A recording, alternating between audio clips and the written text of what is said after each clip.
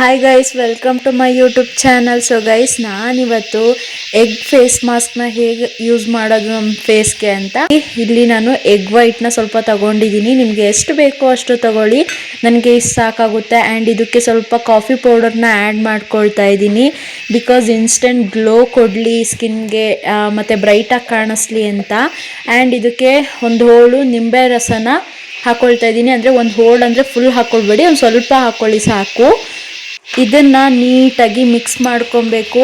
Guys, ನಿಮಗೆ ಗೊತ್ತಿದೆ egg ವೈಟಿಂದ ನಮ್ಮ ಸ್ಕಿನ್ಗೆ ತುಂಬಾ ಬೆನಿಫಿಟ್ಸ್ ಇದೆ ಅಂತ ಹೇಳ್ಬಿಟ್ಟು. ನಮ್ಮ ಸ್ಕಿನ್ಗೆ ಏನೆಲ್ಲ ಬೆನಿಫಿಟ್ಸ್ ಸಿಗುತ್ತೆ ಅಂತ ಅಂದರೆ, ಸ್ಕಿನ್ನ ಟೈಟ್ನಿಂಗ್ ಮಾಡೋದಕ್ಕೆ ತುಂಬಾ ಹೆಲ್ಪ್ ಮಾಡುತ್ತೆ. ಈಗ ಏಜ್ ಆಗಿರಲ್ಲ, ಆದರೂ ಕೂಡ ರಿಂಕಲ್ಸ್ ಎಲ್ಲ ಬಂದಿರುತ್ತೆ. ಸೊ ಅಂಥವರು ಈ ಎಗ್ ವೈಟ್ನ ಯೂಸ್ ಮಾಡಿ ನಿಮ್ಮ ಸ್ಕಿನ್ಗೆ. ಆ್ಯಂಡ್ ಲಾರ್ಜ್ ಓಪನ್ ಪೋರ್ಸ್ ಇರುತ್ತಲ್ಲ, ಅವ್ರಿಗೂ ಕೂಡ ತುಂಬಾ ಹೆಲ್ಪ್ ಮಾಡುತ್ತೆ ಎಗ್ ವೈಟು. ಓಪನ್ ಪೋರ್ಸ್ ಇರೋರು ಮತ್ತು ಚಿಕ್ಕ ಏಜ್ಗೆ ಸ್ಕಿನ್ನು ಡ್ಯಾಮೇಜ್ ಆಗಿರುತ್ತೆ ಮತ್ತು ರಿಂಕಲ್ಸ್ ಬಂದಿರುತ್ತಲ್ಲ, ಅವರು ಖಂಡಿತವಾಗ್ಲೂ ಈ ಒಂದು ಹೋಮ್ ರೆಮಿಡಿನ ವಾರದಲ್ಲಿ ಒಂದು 2 ಸತಿ ಆದರೂ ಯೂಸ್ ಮಾಡಿ. ಇಲ್ಲಿ ಕಾಫಿ ಪೌಡರ್ ನಾನು ಏನಕ್ಕೆ ಯೂಸ್ ಮಾಡಿದ್ದೀನಿ ಅಂತ ಅಂದರೆ, ಇದು ಇನ್ಸ್ಟೆಂಟಾಗಿ ಗ್ಲೋ ಕೊಡುತ್ತೆ. ಆ್ಯಂಡ್ ಇದು ತುಂಬಾ ಬ್ರೈಟಾಗಿ ನಮ್ಮ ಸ್ಕಿನ್ನಲ್ಲಿರುವಂತಹ ಟ್ಯಾನ್ನೆಲ್ಲ ರಿಮೂವ್ ಮಾಡಿ ಒಂದು ಬ್ರೈಟ್ ಲುಕ್ ಕೊಡುತ್ತೆ. ಆ್ಯಂಡ್ ಲೆಮನಲ್ಲಿ ವೈಟಮಿನ್ ಸಿ ಇರುತ್ತೆ.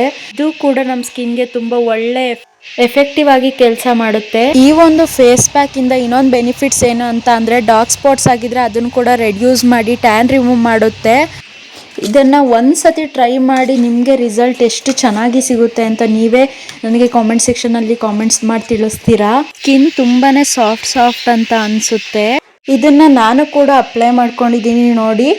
ಇದನ್ನು ನಿಮ್ಮ ಕುತ್ತಿಗೆ ಕೂಡ ಹಚ್ಕೊಬೋದು. ಆ್ಯಂಡ್ ಇದನ್ನು ಹಚ್ಚಿ ಒಂದು 5 to 10 ಮಿನಿಟ್ಸ್ ಬಿಟ್ಬಿಟ್ಟು ಆಮೇಲೆ ನಾರ್ಮಲ್ ವಾಟರಿಂದ ಫೇಸ್ ವಾಶ್ ಮಾಡ್ಕೊಳ್ಳಿ.